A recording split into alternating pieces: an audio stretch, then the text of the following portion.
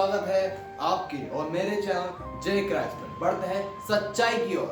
हमने पिछली वीडियो में बात की थी कि कैसे मनुष्य पाप में पड़ गया। मनुष्य के पाप में पड़ जाने का वृत्तांत मैंने बता दिया था, उनको क्या क्या श्राप मिले थे वो मैंने बता दिए थे। अब हम बात करेंगे कि उसके बाद क्या हुआ। बढ़ते हैं चैप्टर 3 इन जेनेसिस, उत्पत्ति अध्याय 3 पद 20। आदम ने अपनी पत्नी का नाम हव्वा रखा, क्योंकि जितने मनुष्य जीवित हैं उन सब की आदि माता वही हुई।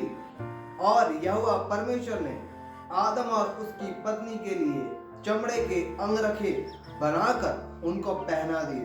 फिर यहोवा परमेश्वर ने कहा, मनुष्य भले बुरे का ज्ञान पाकर हम में से एक के समान हो गया, इसलिए अब ऐसा ना हो कि वह हाथ बढ़ाकर जीवन के वृक्ष का फल भी तोड़कर खा ले और सदा जीवित रहे। इसलिए यहोवा परमेश्वर ने उनको अदन की वाटिका से निकाल दिया और वह उस भूमि पर खेती करे जिसमें से वह बनाया गया था। इसलिए आदम को उसने निकाल दिया और जीवन के वृक्ष के मार्ग का पहरा देने के लिए अदन की वाटिका के पूर्व की ओर करूबों को और चारों ओर घूमने वाली ज्वालामय तलवार को भी नियुक्त कर दिया। सिक्योरिटी बढ़ा दी। आदम और हवा को निकाल दिया। एक कहा ना मानने पर आदम हवा को निकाल दिया, श्राप देकर आदम हवा को निकाल दिया उस जगह जहां पर अब वो नहीं जानते थे क्या करें। आगे बढ़ते हैं, क्या हुआ। आदम हवा अदन की वाटिका में से निकाल कर वहां पहुंचे जहां पर उनको खेती किसानी करने का जगह मिली। ठीक है, आदम हवा के पास गया, पैदा हुआ कैन, पहला पुत्र आदम का। फिर उसके बाद पैदा हुआ हाबिल, जो कैन का छोटा भाई था। यहां पर हमने देखा कि आदम हवा के 2 पुत्र हुए। हाबिल भेड़ बकरियों को चराने वाला गडरिया कहलाया। कैन किसान बन गया। क्या हुआ, परमेश्वर को सब जानते थे, उस टाइम भी जानते थे। तो कैन अपनी जो मेहनत करता था उसमें से 10वां अंश लाकर भेड़ चढ़ाता था और हाबिल अपने मेमनों में से बेहतरीन मेमना लेकर बलि करके चढ़ाता था परमेश्वर को। वो पहली प्रथा थी जहां पर हमने ये देखा कि दोनों भाई अपना 10वां अंश देते थे, परमेश्वर को अपने सारे कामों में पवित्र ठहराते थे। हुआ क्या, आगे बढ़ते हैं। ठीक है, पढ़ेंगे हम अध्याय 4 उत्पत्ति में, जेनेसिस चैप्टर 4। जब आदम अपनी पत्नी हवा के पास गया तब उसने गर्भवती होकर कैन को जन्म दिया और कहा, मैंने यहोवा की सहायता से एक पुरुष पाया है। फिर उसने उसके भाई हाबिल को भी जन्म दिया। हाबिल भेड़ बकरियों का चरवाहा बन गया, किंतु कैन भूमि पर खेती करने वाला किसान बना। कुछ दिनों के पश्चात कैन यहोवा के पास भूमि की उपज में से कुछ भेंट ले आया और हाबिल भी अपनी भेड़ बकरियों के कई एक पहलौठे बच्चे भेंट चढ़ाने के लिए ले आया। आगे बढ़ते हैं, देखते क्या हुआ। परंतु कैन और उसकी भेंट को उसने ग्रहण ना किया। तब कैन अति क्रोधित हुआ और उसके मुंह पर उदासी छा गई।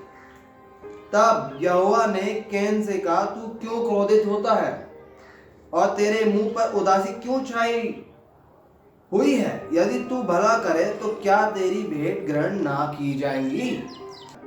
और यदि तू भला ना करे तो पाप द्वार पर छिपा रहता है और उसकी लालसा तेरी ओर होगी और तुझे उस पर प्रभुता करनी है।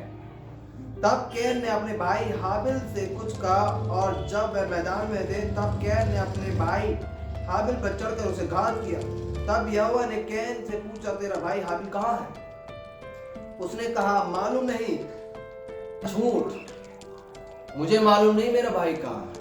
पहला दोष लगाया गया था आदम द्वारा अपनी पत्नी पर कि जो तूने मुझे पत्नी जो स्त्री दी है उसने मुझे फल खिलाया। पहला दोष वहां लगा। अदन की वाटिका में पहला नियम तोड़ा गया था। उसने कहा, मालूम नहीं क्या मैं अपने भाई का रखवाला हूं? उसने कहा, तूने क्या किया है? तेरे भाई का लहू भूमि से मेरी ओर चिल्लाकर मेरी दुहाई दे रहा है। इसलिए जब अब भूमि जिसने तेरे भाई का लहू तेरे हाथ से पीने के लिए अपना मुंह खोला है, उसकी ओर से तू शापित है। चाहे तू भूमि पर खेती करे तो भी उसकी पूरी उपज फिर तुझे ना मिलेगी और तू पृथ्वी पर भटकने वाला और भगोड़ा होगा। तब कैन ने यहोवा से कहा, मेरा दंड सहने से बाहर है। देख, तूने आज के दिन मुझे भूमि पर से निकाला है और मैं तेरी दृष्टि की आड़ में रहूंगा और पृथ्वी पर भटकने वाला भगोड़ा रहूंगा, और जो कोई मुझे पाएगा मुझे घात करेगा। पहला खून हो गया, पृथ्वी का पहला खून। एक भाई ने दूसरे भाई की हत्या कर दी। छोटे भाई का लहू उसके मरने की दुहाई देने लगा। परमेश्वर आया, कैन से पूछा, उन्हें क्या किया? पहला बहुत बड़ा पाप, एक लहू बहा जाना हो गया। हम इस सभा को यदि रोकते हैं आगे के लिए, कि आगे का प्रश्न यह है कि ये सब हो जाने के बाद क्या होगा? अगर ऐसा सब होने लगा, पाप होने लगा, तो परमेश्वर क्या करेगा?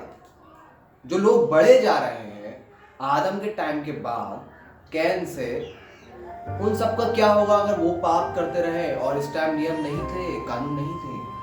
परमेश्वर ने क्या किया? वो नूह कौन है जो आएगा? इस कहानी के लिए और इस सच्चाई के लिए मेरे साथ बने रहे जय क्राइस्ट में। परमेश्वर आप सबको आशीष दे। आमीन।